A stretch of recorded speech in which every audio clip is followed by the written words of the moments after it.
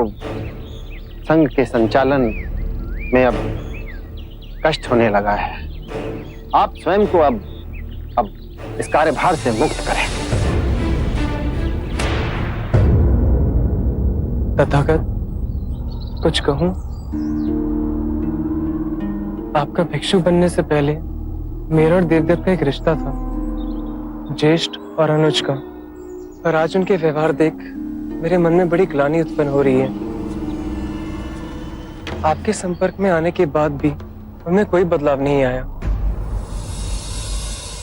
जब ज्ञान पा ही लिया तो सभी क्षमा के योग्य हैं अनंत। आप सबको क्षमा कर सकते हैं, पर देवदत्त बहुत संकीर्ण व्यक्ति था और अब भी है। मुझे भय है कि जब से आपने भिक्षुओं के बीच उनकी निंदा करी, वो आपसे किसी प्रकार का प्रतिशोध अवश्य लेगा और बदला लेने का उसका सिर्फ एक ही मार्ग है, संघ को विभाजित करना, जिससे आपके मन को पीड़ा हो।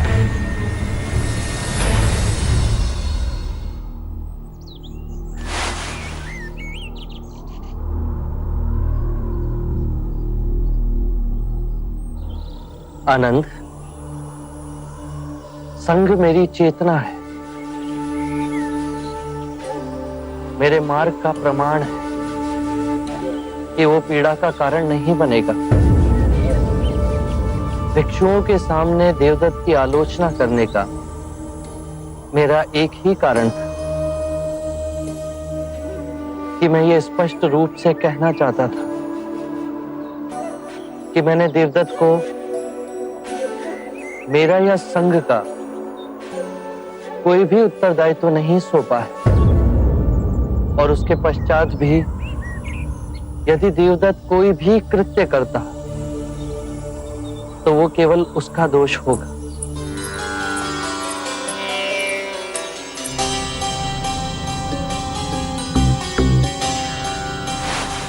मुझे आपसे कुछ कहना है।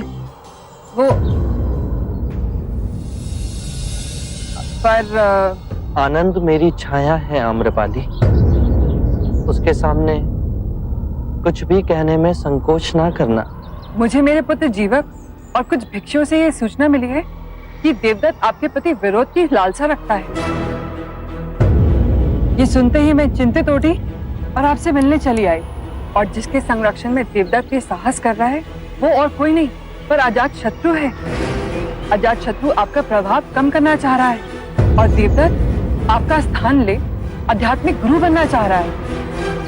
ये दो स्वार्थी मिलकर षड्यंत्र रच रहे हैं आपके विरुद्ध। यही भय था मेरा तथागत।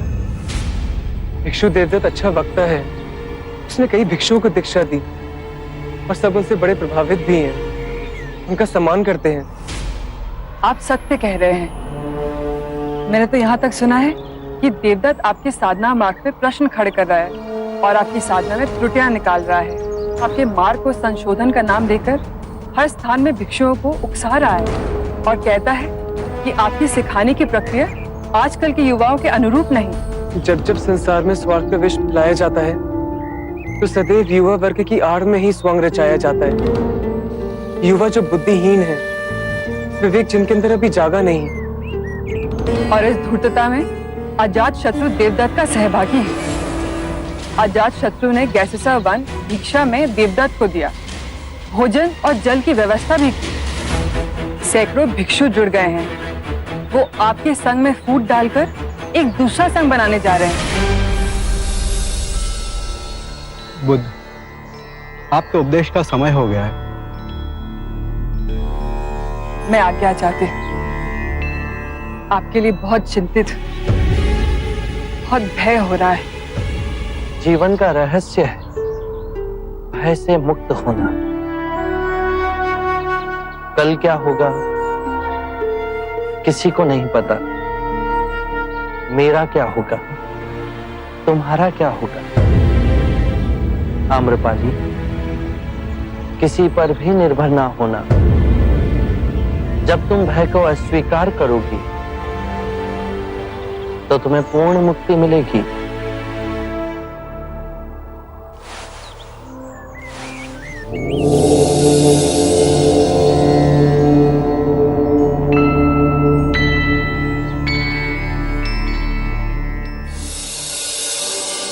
निर्बल को बल वही दे सकता है जो पूर्ण मुक्त हो,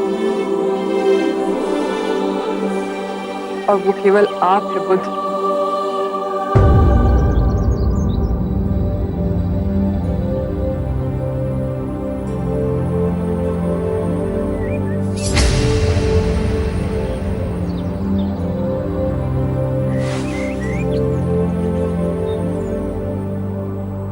आज राजगृह से बहुत लोग आए हैं, अन्य सभा स्थलों से भिक्षु भी आए हैं।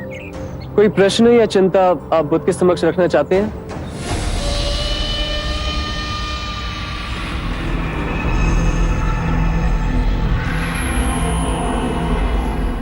आप भिक्षुओं को इच्छा रहित और सादगीपूर्ण जीवन जीने की शिक्षा देते हैं, किंतु आज आपके 5 नियमों में मैं कुछ संशोधन करने का प्रस्ताव रखना चाहता हूं, जिससे हम सभी भिक्षुओं के सादगीपूर्ण जीवन की प्रतिबद्धता और दृढ़ हो सके।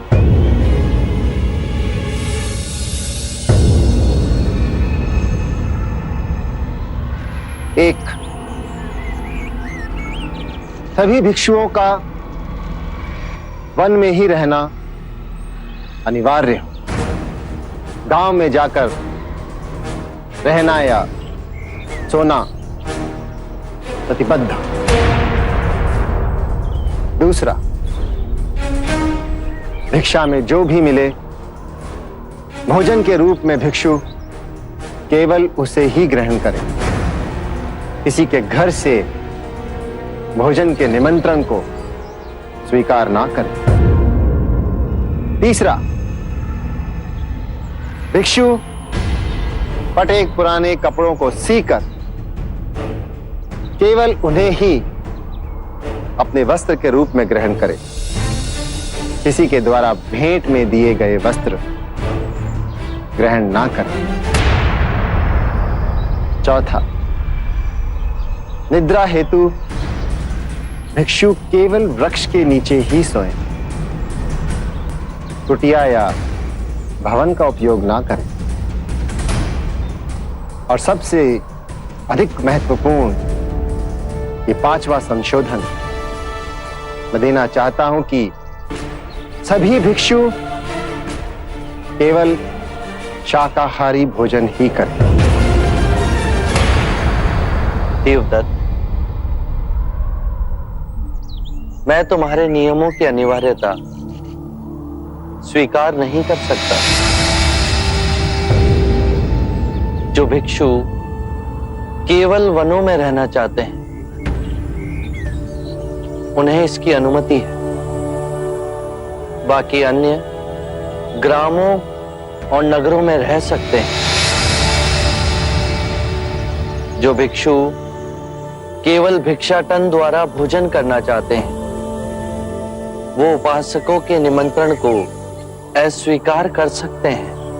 अन्य को स्वतंत्रता है कि वो उपासकों के निमंत्रण को स्वीकार कर सकते हैं।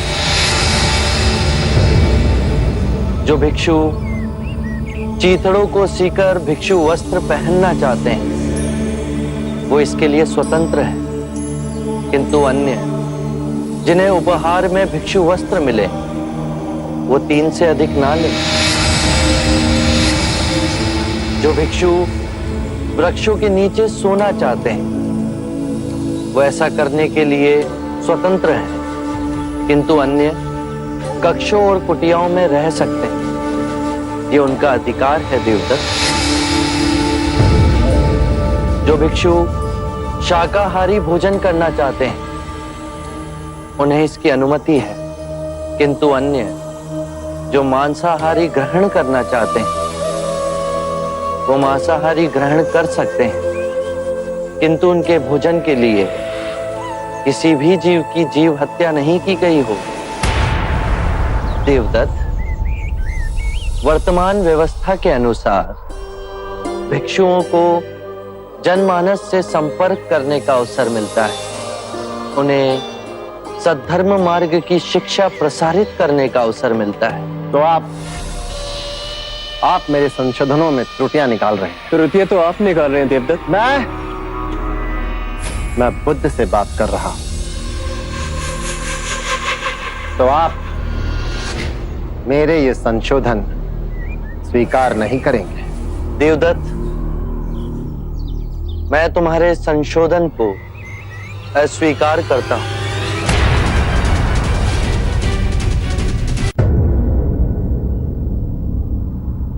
भिक्षु देवदत्त,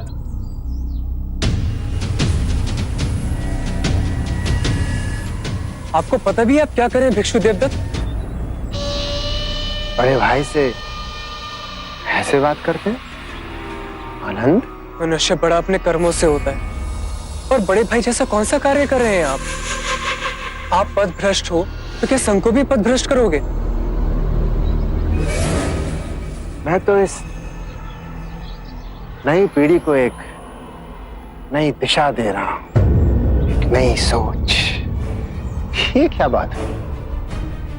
यदि आप बुद्ध के समक्ष अपने मन की बात रखेंगे तो बुद्ध का अपमान हो जाएगा। बुद्ध आपके मान सम्मान से बहुत ऊपर है। फिर भी माननीय देवदत्त के 5 नियमों को बुद्ध ने ठुकराया। क्यों? क्योंकि बुद्ध के नियम से अधिक कठोर है देवदत्त के नियम। जैसे सांसारिक रहते हैं वैसे भिक्षु रहेंगे तो सर्वनाश नहीं होगा। संसारिक और परम सत्य के बीच बुद्ध का ज्ञान ही द्वार है। यदि संसारिक की अवहेलना की तो न जाने कितने सारे मनुष्य परम ज्ञान से वंचित रह जाएंगे। ये आप समझ नहीं पा रहे। बड़े कोमल हो गए, लेकिन ध्यान रहे तपश्चर्य बड़ा कठिन है, कठोर, और हम सब इसी कठोर राह पे आगे बढ़ रहे हैं।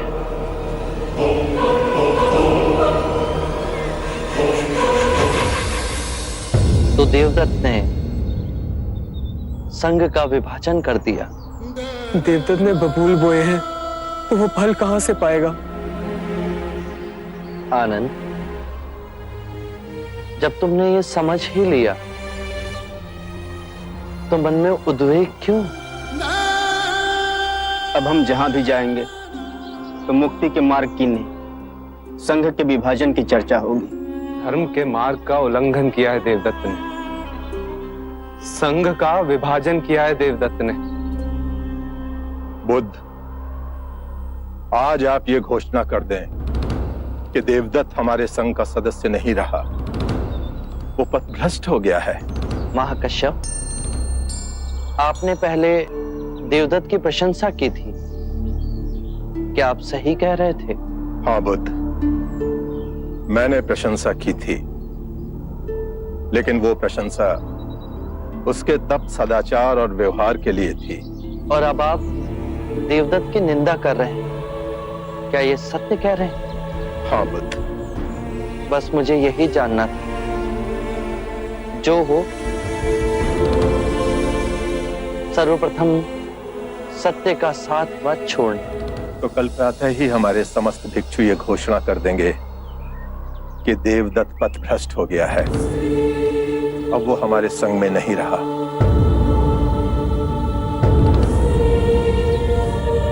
आप दोनों इतने चुप क्यों हैं? आप और सरिपुत्ता कुछ कहते क्यों नहीं?